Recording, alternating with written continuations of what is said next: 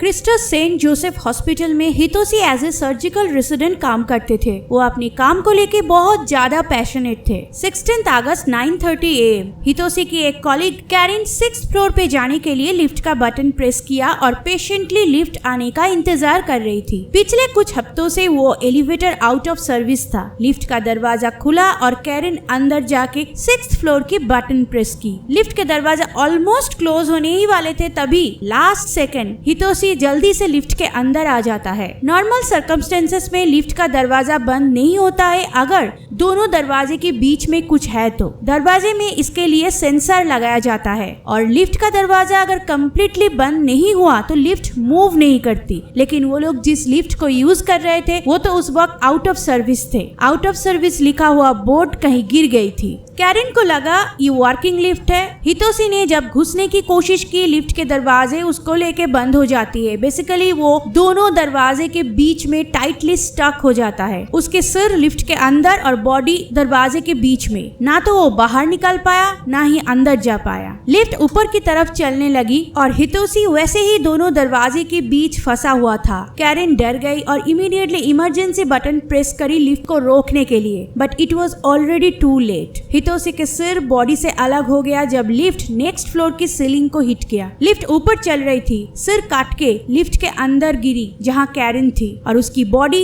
Elevator shaft के अंदर से 1st फ्लोर पे गिरी। 4th और 5th फ्लोर के बीच में आके लिफ्ट रुक गई जहां कैरिन अंदर फंसी हुई थी हितोशी के कटे हुए सर के साथ। ऑलमोस्ट 1 घंटे बाद उसे रेस्क्यू किया गया। कैरिन को कोई इंजरी नहीं हुई लेकिन वो कम्प्लीटली शॉक में चली गई। उसे हॉस्पिटल की इमरजेंसी में लेके ट्रीटमेंट किया गया। एलिवेटर शाफ्ट के नीचे से हितोशी की बॉडी रिकवर हुई। उसके official cause of death multiple blunt force injuries to head and body. Investigation के दौरान सामने आया कि कुछ फॉल्टी वायर्स की वजह से एलिवेटर मैलफंक्शन की और अंजाम हितोशी की ट्रैजिक डेथ।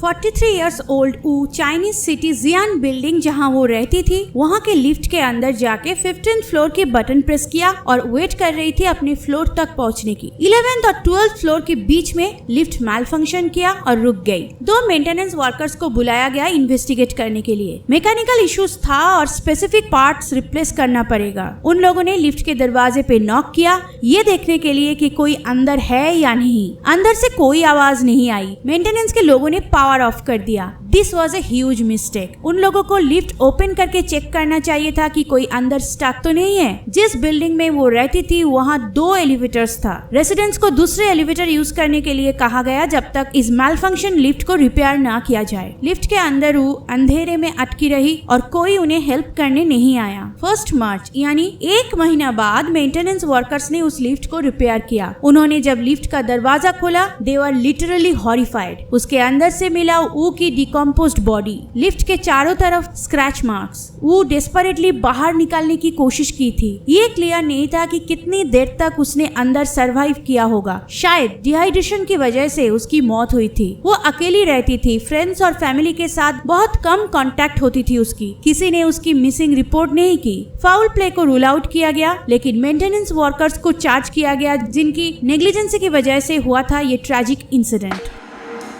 सुशीला विश्वकर्मा के साथ एक हॉरिफिक एलिवेटर एक्सीडेंट हुई थी गुजरात की एक प्लास्टिक फैक्ट्री में जहां वो काम करती थी। 48 years old सुशीला सुबह 8 बजे उस दिन काम पे आई। लिफ्ट के अंदर जाके 4th फ्लोर का बटन दबाई। जब लिफ्ट चलना शुरू किया तब समथिंग वेंट हॉरिबली रॉन्ग। उस एलिवेटर की कोई रूफ नहीं थी क्योंकि वो लिफ्ट प्राइमरीली सामान ले जाने के लिए यूज होता था। लिफ्ट के अंदर गई और फिर किसी कारण से वो अपना सिर बाहर निकाली। शायद उसके ईयरफोन की वायर ग्रिल के साथ अटक गई थी और उसे छुड़ाने के लिए उसने सिर निकाली। उसी वक्त वो लिफ्ट चलने लगी। सुशीला कुछ समझने से पहले ही उसका सिर काट के जमीन पे गिरी और उसका बॉडी लिफ्ट के साथ ऊपर चली गई। मल्टीपल एंगल से पुलिस ने इस केस को जांच किया और अल्टीमेटली सामने आया हर डेथ वाज एक्सीडेंटल।